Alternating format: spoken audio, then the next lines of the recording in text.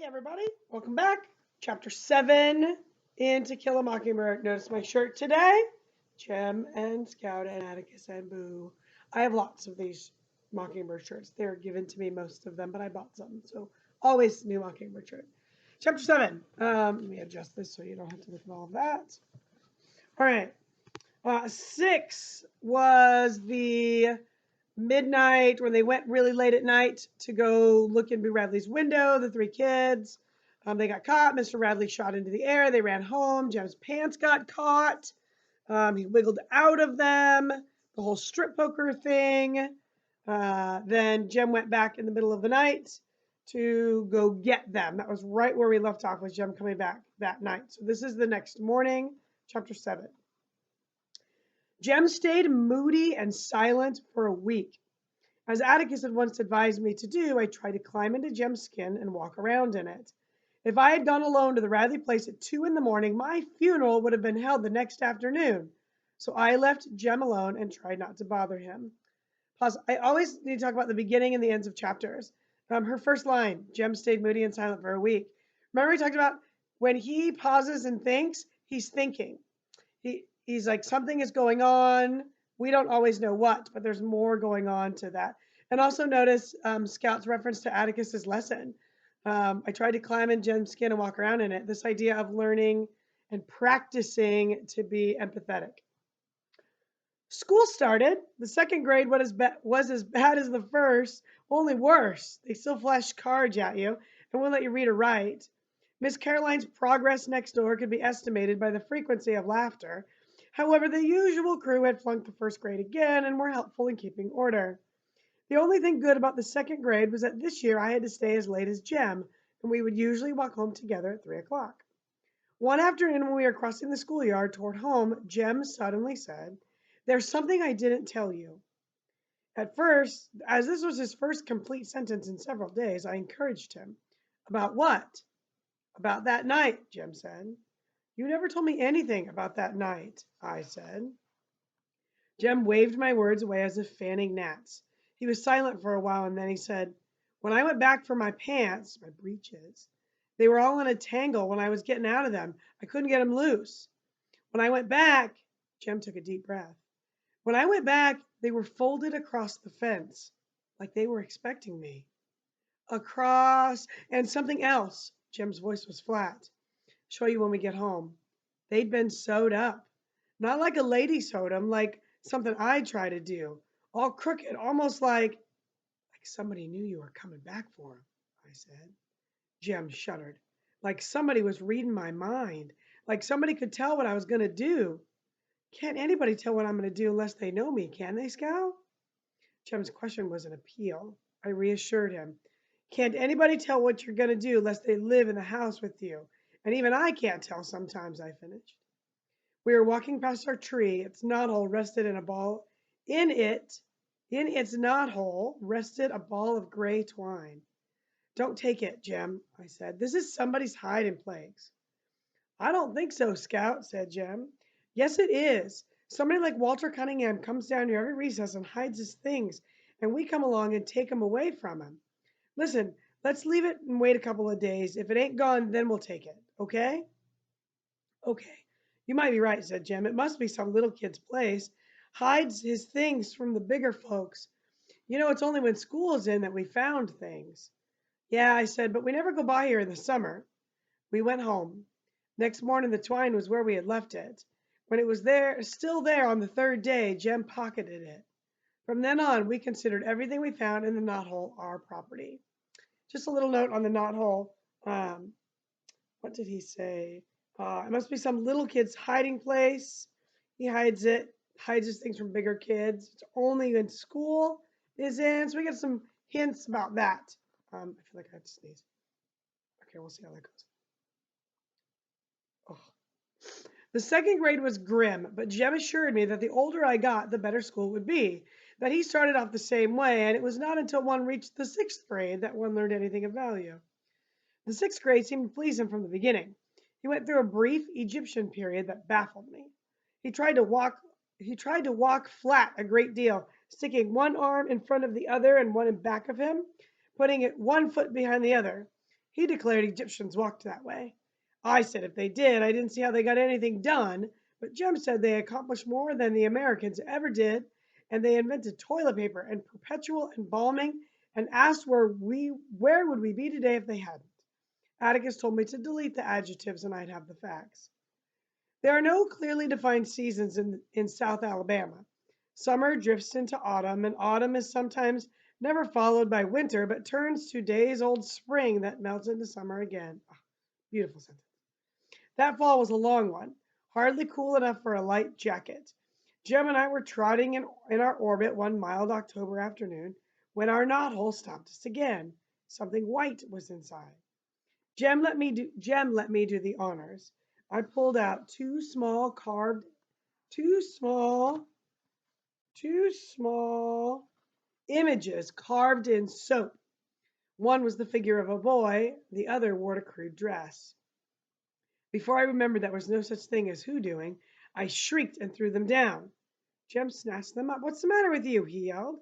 He rubbed his fingers free of the red dust. These are good, he said. I've never seen any of these good. He held them down to me. They were almost perfect miniatures of two children. The boy had on shorts, and a shock of soapy hair fell in his eyebrows. I looked up toward Jem. A point of straight brown hair kicked from his part. I had never noticed it before. Jem looked from the girl doll to me. The girl doll wore bangs. So did I. These are us, Jem said. How do you reckon? How do we know? Who do we know around here who whittles? Jem asked. Mr. Avery? Mr. Avery just does like this. I mean carves. Mr. Avery averaged a stick of stove wood per week. He honed it down to a toothpick and chewed it. There's old Miss Stephanie Crawford, sweetheart, I said. He carves all right, but he lives down in the country. When would he ever pay attention to us? Maybe he sits on the porch and looks at us instead of Miss Stephanie. If I was him, I would. Jem stared at me so long I asked what was the matter, but got nothing for an answer. When we went home, Jem put the dolls in his trunk. Less than 2 weeks later, we found a whole pack of chewing gum, which we enjoyed the fact that everything on the Radley place was poison having slipped Jem's memory. The following week, the knothole yielded a tarnished medal. Jem showed it to Atticus, who said it was a spelling medal. Before we were born, the Macomb County schools had spelling contests and awarded medals to the winners. Atticus said someone must have lost it and had we asked around. Jem camel kicked me when I tried to say where we found it. Jem asked Atticus if he remembered anybody who ever won. Atticus said no. Jem's trying to figure out who's putting that stuff there.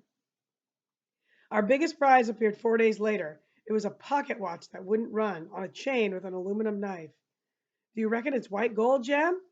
Don't know. I'll show it to Atticus, he said. Atticus said it would probably be worth $10, knife, chain, and all, if it were new.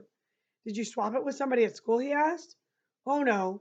Jem pulled out his grandfather's watch that Atticus let him carry once a week if Jem were careful with it. On the days he carried the watch, Jem walked on eggs. Atticus, if it's all right with you, I'd rather have this one instead. Maybe I can fix it.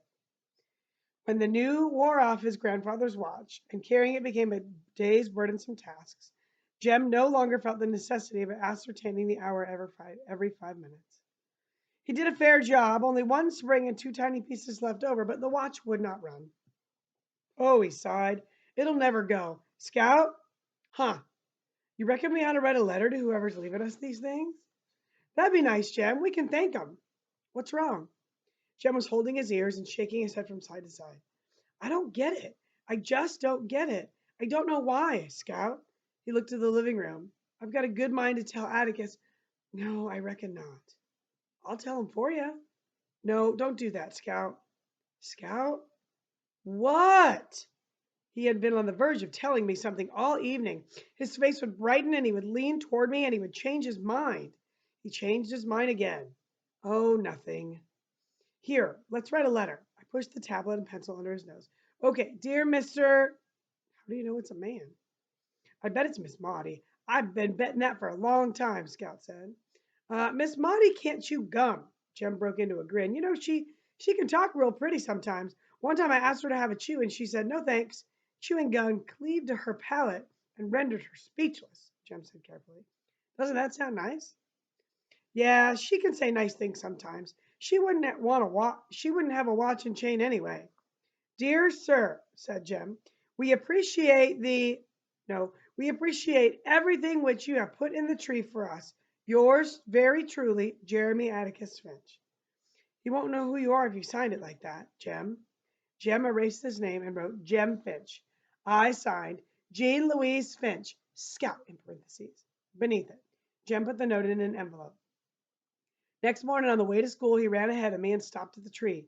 Jem was facing me when he looked up. I saw his face go stark white. Scout! I ran to him. Someone had filled our knot hole with cement.